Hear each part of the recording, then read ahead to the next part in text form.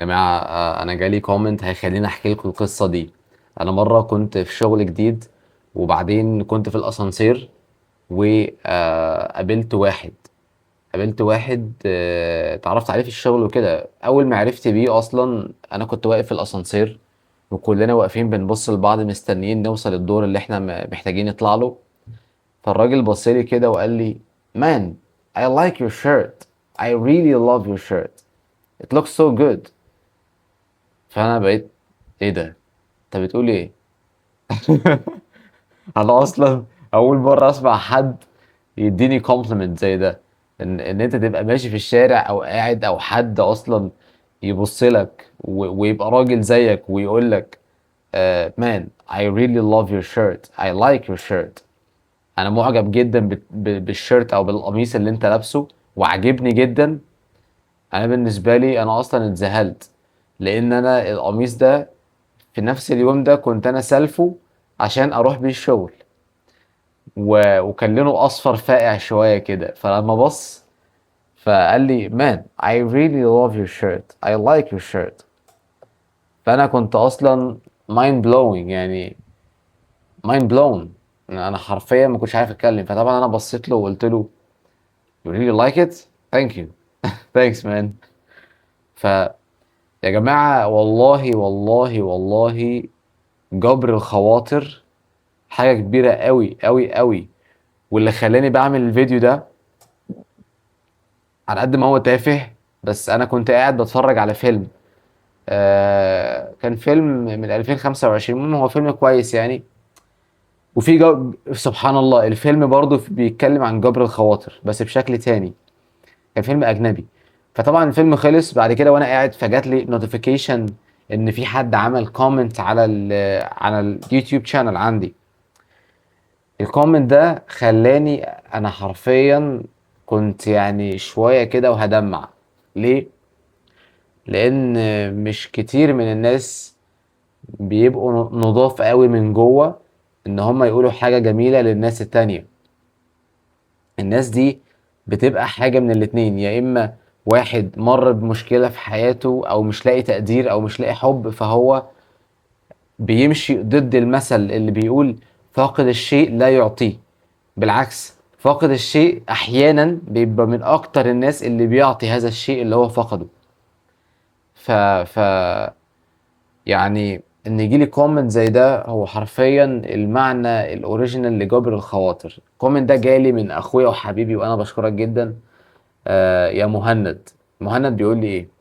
بيقول لي: بتفرج عليك من 5 شهور، من اول فيديو انت نزلته على القناة، ومتابعك، واستفدت منك كتير. استفدت منك كتير قوي بجد. كمل والله هتوصل لمكانة ابعد من دي بكتير. كمل واستمر. انت محتواك جميل، وكلامك كله حلو بجد، ووشك فيه قبول. ربنا يزيدك كمان وكمان، يعني ربنا يزيدك كمان وكمان، ويحبب فيك خلقه. الواحد مبسوط والله انه اخيرا لقى شخصية نظيفة ومحترمة قوي على اليوتيوب. كمل يا اخ، وبإذن الله قريبا تبقى 100,000 مشترك ومليون و10 مليون كمان. ربنا قادر على كل شيء. انت اوعى تيأس بس. يعني ربنا قادر على كل شيء، انت اوعى تيأس بس. واوعى تبص وراك او تبص لأي كلمة سلبية بتتقالك. والله محتواك زي الفل، ما فيهوش ولا غلطة. أسأل الله أن يكرمك ويرزقك من حيث لا تحتسب، ويجبر بخاطرك ويسعد أيامك يا رب. والله العظيم يا مهند، كلامك على راسي، ووسام على صدري، وشرف ليا. وربنا يحبب فيك خلقه، يعني وربنا يكتب لك كل الخير يا رب اللي في الدنيا، احسن مني واكتر كمان. الكومنت ده على قد ما هو لطيف وظريف وجميل، على قد ما هو تأثيره قوي قوي قوي جدا عليا. وانا حتى وانا بقرأه بتأثر. وكمان آه احنا ما بنعملش حاجة زي كده دايما. نادرا نادرا لما بنحفز حد او بنجبر بخاطر حد، ودي حاجة جميلة جدا جدا انا بشكرك عليها. مش هقدر ان انا اوفيك شكر غير بالفيديو ده، ان انا احس ان انت قدامي وانا بكلمك وانا بقول لك دلوقتي انا بشكرك جدا. كلامك على راسي من فوق، وانت زي اخويا، وبشكرك ان انت اصلا اخدت الوقت وكتبت كومنت طويل زي كده. بصوا يا جماعة، كومنت طويل. بشكر كل الناس طبعا اللي عملت كومنت طويل زي كده، بس يعني الكومنت بتاعك مهم جدا بالنسبة لي، وانا بشكرك عليه جدا.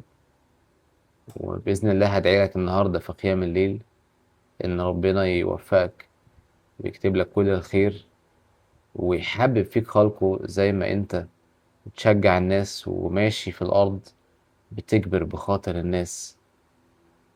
واعتقد ان في يعني حديث لرسول الله صلى الله عليه وسلم على الموضوع ده، ان اللي بيجبر بخاطر الناس بيبقى جزاؤه عظيم. ودي حاجة جميلة جدا انا بصراحة ما توقعتهاش بالشكل ده. وانا مجبر ان انا زي ما بشكرك برضو اشكر كل الناس اللي عملت كومنت بشكل جميل زي كده. بس يمكن تعليقك كان طويل شوية ومميز شوية عشان كده، فخلاني انا بصراحة مش متوقع يعني. فانا بشكرك، مش عايز اطول عليكم اكتر من كده. وباذن الله ان كان لنا عمر اشوفكم الفيديو الجاي، ونبقى باذن الله الى الله اقرب. وانا حازم، وشكرا يا مهند، وشكرا لكم كلكم، والسلام.